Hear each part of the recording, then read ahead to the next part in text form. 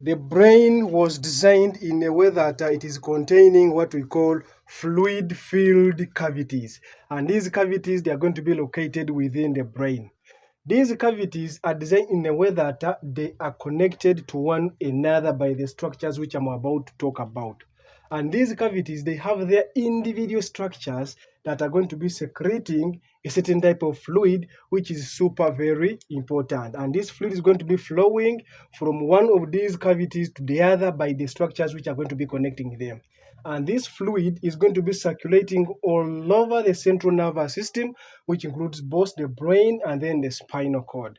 And it's going to be serving a lot of functions, like, for example, it's going to be serving what we call the protection to the brain, absorption of shock, and also nutrient supply and then waste removal. This fluid is going to be rich in what we call sodium at high levels. It's going to be containing the potassium. It is 99% water, and this fluid has some little percentage of glucose and then proteins and some little of the lymphocytes. This fluid is what we call the cerebrospinal fluid. Good afternoon to you all. In front of you is none other than TUMNAD. In today's video, we are going to be talking what we call the brain ventricles. If it is your very first time to watch me, please make sure you subscribe. You just turn on the notification bell so that whenever I load the video, you're the very first person to watch. So let's go ahead and get started and look what we call the brain ventricles, okay? What do we mean by when we talk about the brain ventricles? The brain ventricles, these are the fluid-filled cavities which are going to be located in the central nervous system, but primarily the brain, okay? We find these ventricles in what we call the brain. Now, this is only a structure of what we call the ventricle. We have just cut out only the portion of the ventricles and we have just pasted it here, okay? This is how beautiful it looks like in our brain. So now these are the different ventricles. Now, we have this green-like structure, which is like C-shaped structure. That one is also one type of the ventricle. And then we also have this ventricle, which is going to be residing inside here, and then another one here, okay? Now, let us first now identify these ventricles and even where they are going to be located. Now, you see the whole of this C-shaped structure, this ventricle. This ventricle is going to be located in what we call the forebrain. Specifically, it's going to be located in each hemisphere because we have two hemispheres, both right and left. So each hemisphere is going to be housing one of these ventricles. So now, these ventricles here, they are called what we call the lateral ventricles. They are called the lateral ventricles. Okay, the lateral ventricles, they are two, one in each hemisphere. Okay, so now they are two. Okay, the one which is in the right hemisphere and then the one which is in the left hemisphere. Okay. Now, when we come to the middle here, we have this kind of also another ventricle, which is going to be located in the diencephalon, okay? It's going to be located in the diencephalon. These lateral ventricles, they are going to be part of what we call the telencephalon. But this structure here is part of the diencephalon. They are going to be located in between the thalamus. How do we call this ventricle? This ventricle here is what we call the third ventricle, okay? Is what we call the third ventricle. Okay, is what we call the third ventricle. And the third ventricle, we only have one. Okay. Now, going down between the cerebellum and then the pons and then the medulla oblongata, we still have another kind of the ventricle.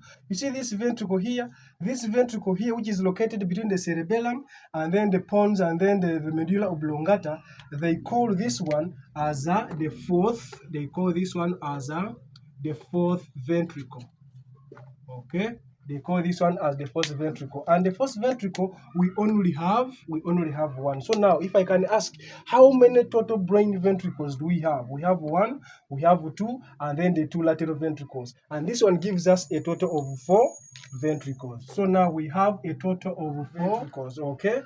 These brain ventricle structures that are primarily responsible for what we call secretion substance, which is going to be circulating in between these ventricles. Okay, so now we have those kind of structures that are going to be located on the upper floor of these. It's going to be responsible for secreting what we call cerebrospinal fluid. How do we call these structures? You see these structures here, the green structures here. You have these green structures here, and then also these ones here. Those structures are what we call the choroid plexus. Okay, they are what we call the choroid. They are what we call the choroid plexus. Okay. Now, briefly talking about the lateral ventricles. The lateral ventricles, they are going to be the biggest, okay, and they're going to be the one that are going to be secreting the largest percentage of the cerebrospinal fluid. It has what we call the anterior horn, okay, the anterior horn. It has what we call the posterior horn. We even call the occipital horn. We also have the body in the center here, and then we have this one located in the temporal. We may even call it the temporal horn of the lateral ventricle, okay. Each one of them are going to be having individual choroid plexus responsible for secretion of cerebrospinal fluid. Now, we need to know that these ventricles are going to be connected to one another. So now let's have a look and see what are those structures that connect these ventricles from one another, because when the cerebrospinal fluid is secreted from the one ventricle, from that ventricle, that fluid should flow down to another ventricle. That ventricle also secretes its own, and then that fluid also a total moves down, meaning that they are connected cavities within the brain. Okay. Now, these lateral ventricles, they are going to be connected. They are going to be connected to the third ventricle by this kind of what we call this structure. You see these structures here. They are connecting the fluid coming from the lateral ventricles into the third ventricle. How do we call this structure here? This structure here, this one here, is what we call the foramen. What we call the foramen of Monro. Okay, foramen of Monro. You may find some other people calling it interventricular foramina. Okay, so it is connecting the lateral ventricles to the third ventricle. How about connection between the third ventricle to the fourth ventricle? You see, there is a very beautiful structure which is going to be residing in what we call the midbrain. Okay, so you may even call it the duct of the midbrain, the cerebral duct of the midbrain, but it has another beautiful name. The whole of this structure, which is going to be helping to pass the cerebrospinal fluid from the third ventricle to the fourth ventricle, is what we call the cerebral aqueduct. Okay, is what we call the cerebral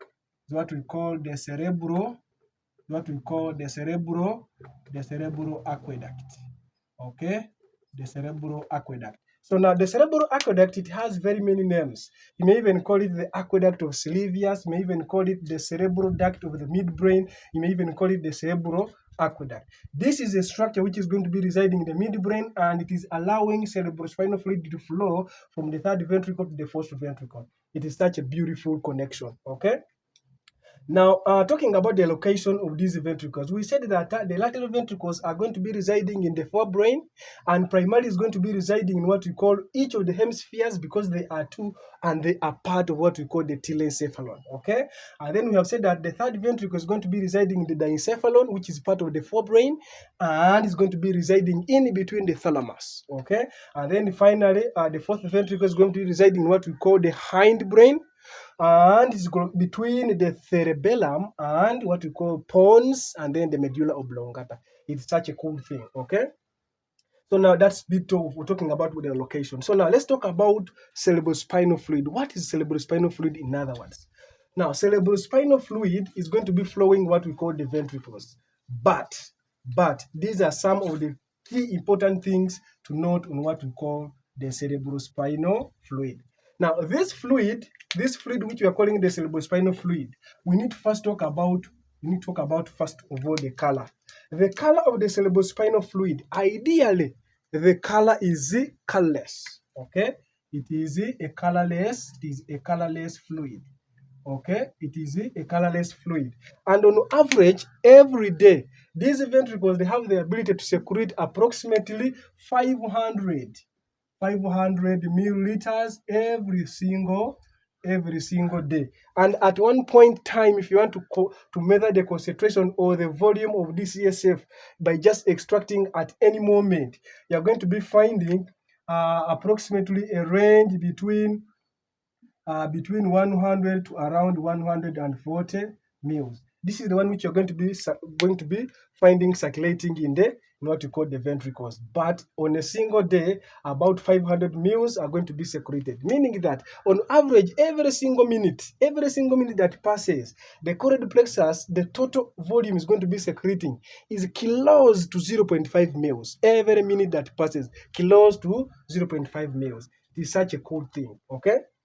Now, what is going to be composed in this cerebrospinal fluid? Okay, what is going to be composed in the cerebrospinal fluid? So let us see among the components. Okay, let us look at the components of what we call the cerebrospinal fluid.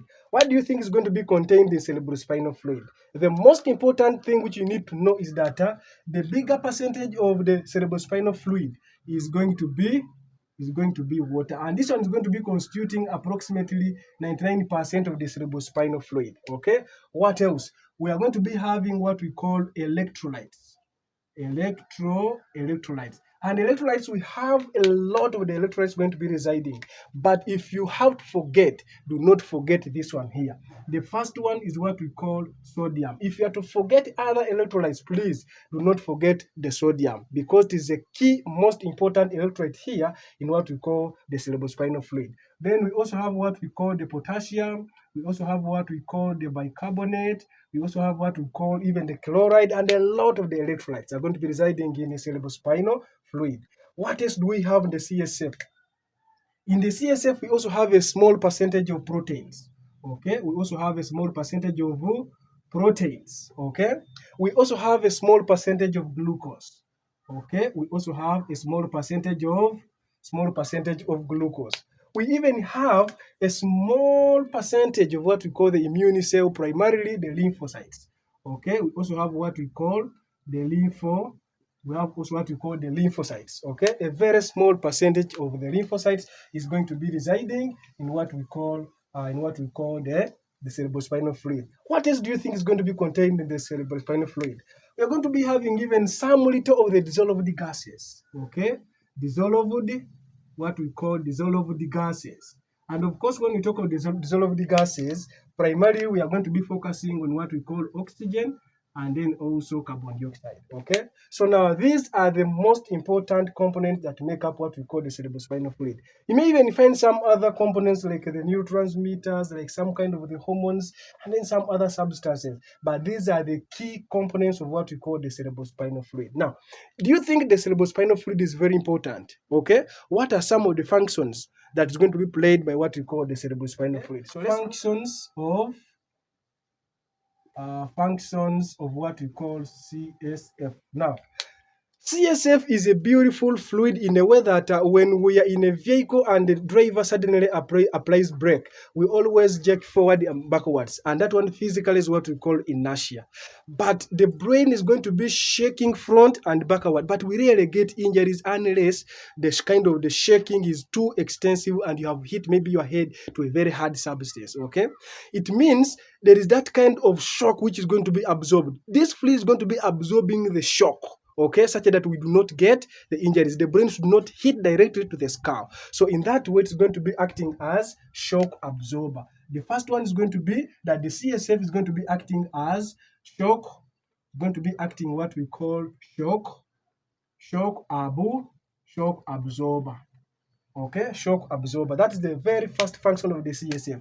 What else? You see now sometimes this cerebrospinal fluid is going to be helping the brain to keep on floating. Okay, and when you suspend a solid matter into a fluid, it loses weight. There is the way it looks a bit lighter. Okay, the fact that the brain is going to be floating in the CSF, it will look lighter. Okay, the heaviness will be taken up by what we call the cerebrospinal fluid. So now a beautiful term for the reduced heaviness of the brain by the cerebrospinal fluid. Beautiful term is what we call buoyancy. Okay, is what we call the buoyancy. The buoyancy is the tendency of the brain to feel lighter when suspended in the cerebrospinal fluid. What else? And of course, this cerebrospinal fluid is going to be helping in what we call, it is going to be protecting from what we call from any kind of damage. Okay, so now the CSF is going also to be aiding what we call protection. Okay. And there are going to be a lot of the wastes which are going to be contained in this CSF, because that this CSF has to be drained into the venous circulation to be taken back into the right atrium. It means some wastes are going to be removed, okay, from the brain tissue. In other words, the CSF is also going to be acting as a waste remover. Okay, it is going to be acting as a waste remover. Okay, waste removal. Okay, we have even other functions of the CSF.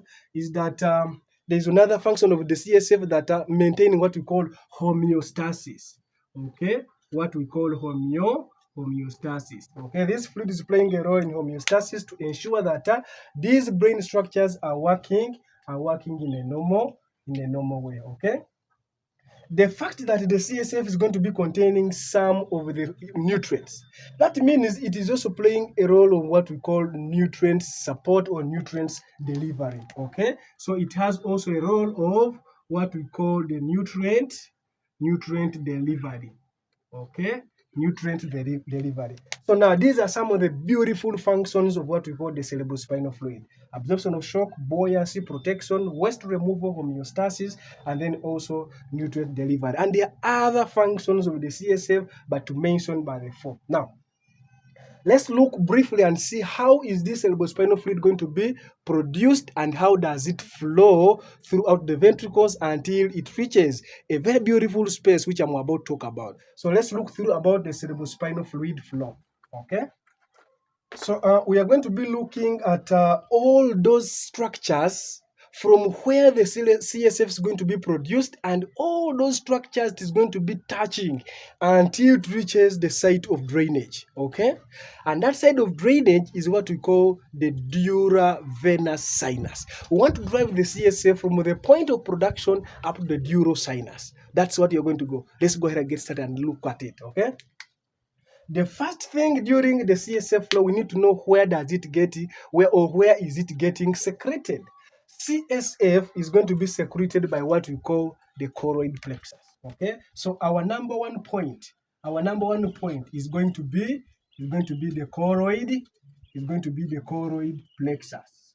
Okay, the choroid plexus. This is our origin, but I will not go into the detail of how the choroid plexus is going to be arranged and how to secrete the CSF. I will talk about that one later in detail. I cut a single section of the choroid plexus, we zoom it and see how exactly it secretes what we call the CSF. But what I want you to know is that the choroid plexus is going to be containing what we call the ependymal cells. Okay, the ependymal cells are going to be lining what we call the telechoroidy. Okay, we also have another inner structures which we call the telechoroidy, which is going to be housing fenestrated capillaries, of where the plasma fluid is going to be leaking before it gets taken up by what we call the ependymal cells. Okay. And then these ependymal cells are going to be having a very active pump which we call the sodium pump, that keeps pumping sodium into the ventricles, that goes along with some of the anions like chloride, creating what we call the osmotic gradient, which leads into pooling of what we call water molecules. Okay, so and there are a lot of things that are going to be happening within the choroid plexus. We have other channels like glucose channels and other substances. I will not go through that. We shall go through that one a bit later. Okay, so let's quickly look at through what we call the cerebrospinal fluid flow. Okay, we have said the first area or the first step in the cerebrospinal fluid flow is the origin where it's going to be secreted. What is number two? Now, number two is going to be now this choroid plexus, which is going to be residing in these ventricles. Once it secretes that cerebrospinal fluid, of course, that fluid is going now to flow into the ventricles. But the first ones up here, this is where we're going to be having our first cerebrospinal fluid landing. And these are what we call the lateral ventricles. Okay. So now it's going to be now the lateral ventricles. Okay. The lateral ventricles. And of course, we said that lateral ventricles, they are going to be two in number. Okay, they are going to be two in number. So now, from the lateral ventricles, where does the CSF go? The CSF goes to the third ventricle, but it doesn't just jump. It has to pass through a very important structure which connects lateral ventricles to the third ventricle. And how do we call that? We call this one as what we call the foramen. Foramen of foramen of Monro or interventricular foramina. Okay, so now before the CSF leaves the lateral ventricle to the third ventricle, it must pass through what we call the foramen of Monro, meaning that from there it will land into our third ventricle. Okay. Now, from the third ventricle, this CSF, also the choroid plexus in the third ventricle also will secrete more of the CSF and adds on the CSF coming from the lateral ventricles, meaning that now the volume goes on slightly increasing. So now from the third ventricle, we expect this CSF to go into the fourth ventricle, but it has to pass through that canal which connects the third ventricle to the fourth ventricle. How do we call that canal? Another structure where the CSF from the third ventricle going to be passing is what we call the cerebral aqueduct. Okay, so now it is that connection between the third ventricle with the fourth ventricle, and then finally our CSF is going to be landing in what we call the fourth ventricle. Okay, going to go into the fourth ventricle. Now, in the fourth ventricle, we also have the choroid plexus. It will also secrete more of the CSF and adds from the CSF which is coming from the upper ventricles, meaning that more and more CSF is going to be accumulating. But the fourth ventricle is very unique. How is it unique? It is unique in a way that the CSF is going to be moving out of the ventricles. It is going to be moving out on what we call the fourth ventricle. The fourth ventricle, it has openings. It has 3 openings from where the CSF is going to be exiting.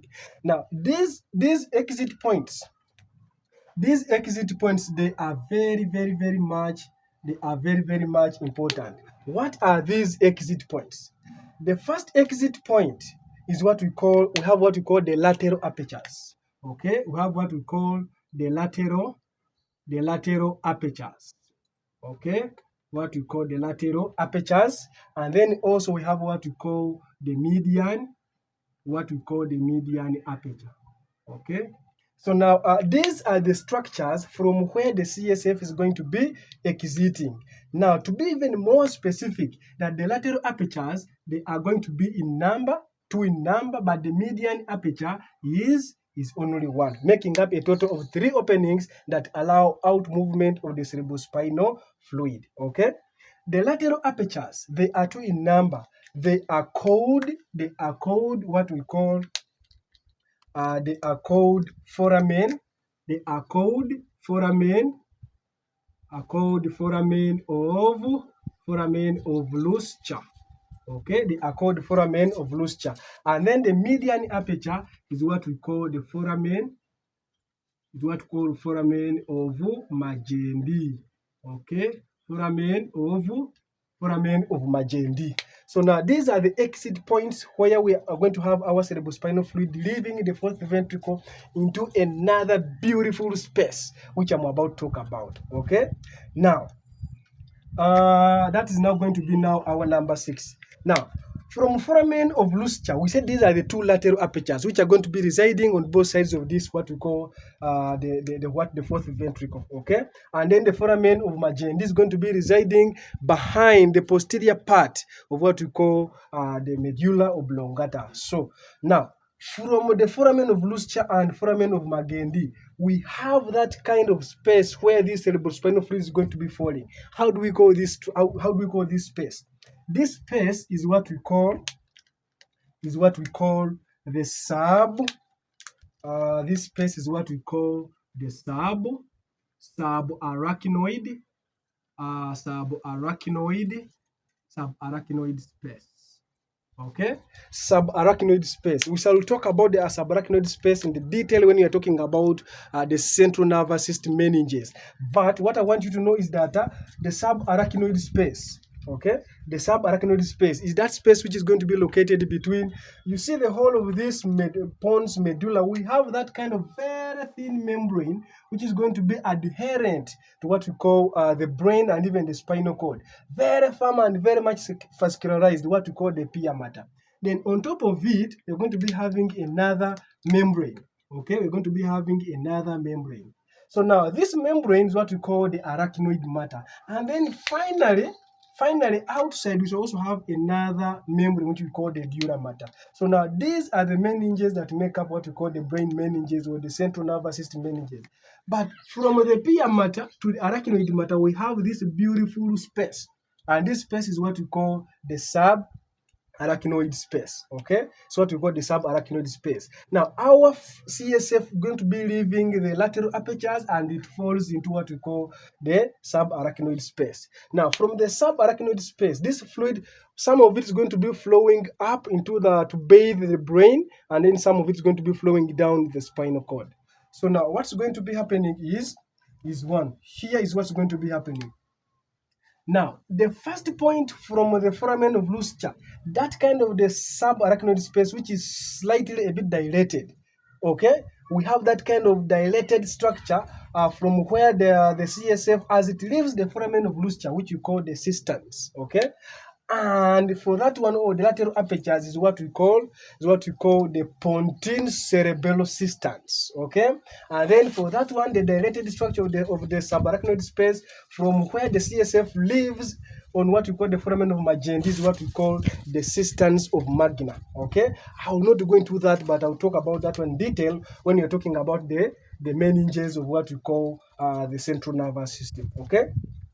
Now, when the fluid rotates through what we call the subarachnoid space, it has to be drained, okay? Where is it going to be drained?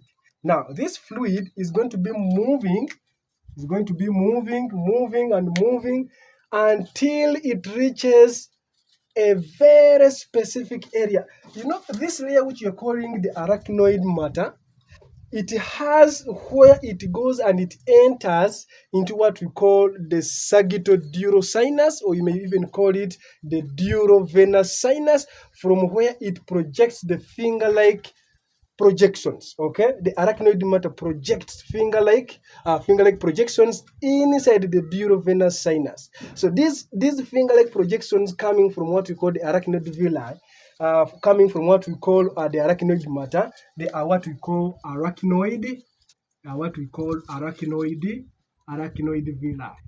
Okay, but the arachnoid villi are a group of all the arachnoid villi, a group of sections of the arachnoid villi collectively is what we call arachnoid granulation. Okay, arachnoid, what we call arachnoid granulation. Okay, it is called arachnoid, what we call arachnoid granulation. Okay, so now these are going to be the absorptive area where the CSF is going to be absorbed, and then finally once it is absorbed, it is going to be dropped in a very beautiful area, and this beautiful area is what we call the durovenous sinus. Okay, so now we have brought now our CSF direct from the choroid plexus in the ventricles, and we have just drained it into what we call the durovenous sinus. And this durovenous sinus is going to be containing, of course, blood, which is deoxygenated, and then it has to leave the durovenous sinus. Some people even call it the sagittal, the superior sagittal sinus. Okay. So now from the durovenous sinus, we're going to be having a couple of other sinuses like the transverse sinus and also sigmoidal sinus. All of them are going to be dropping this blood into what we call the internal jugular vein, and then the internal jugular vein will connect with what we call the subclavian vein.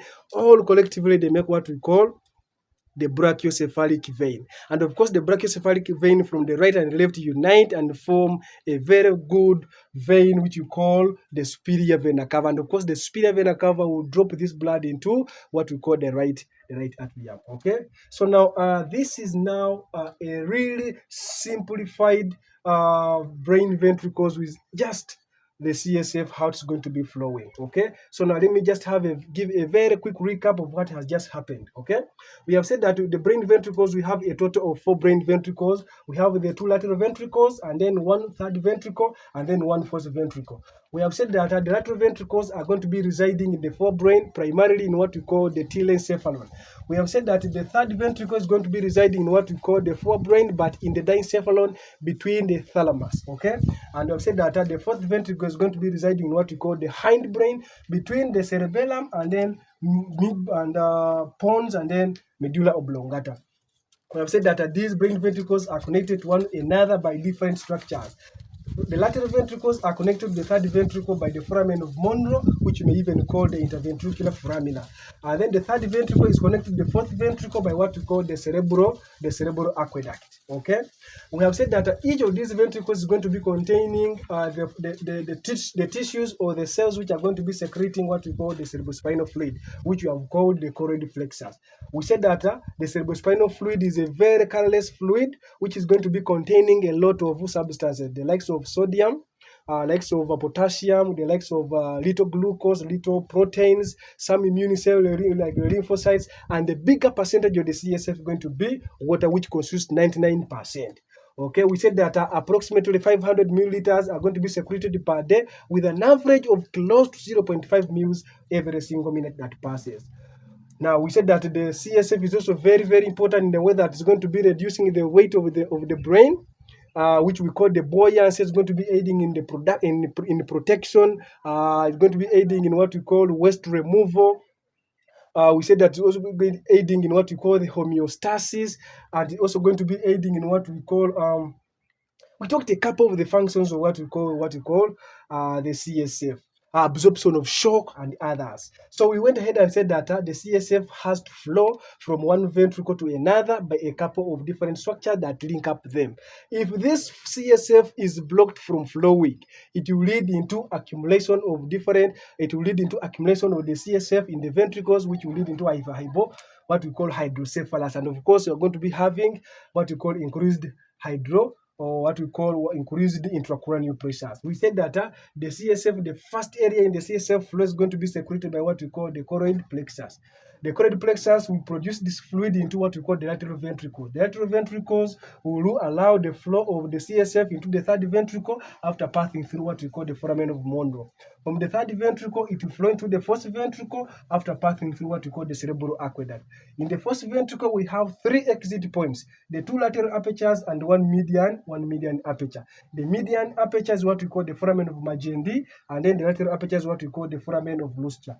We said that all these openings are going to be allowing the CSF to move into this kind of space, which we are calling the subarachnoid space. From the subarachnoid space, we're going to be having an absorptive tissue, which is going to be provided by what we call the arachnoid matter by the finger-like projection in the durovenous sinus, which we call the arachnoid villi. And of course, a couple of the arachnoid villi makes what we call the arachnoid granulation. And then finally, our CSF is going to be dropped in this kind of sinus, which we are calling the durovenous sinus. Okay?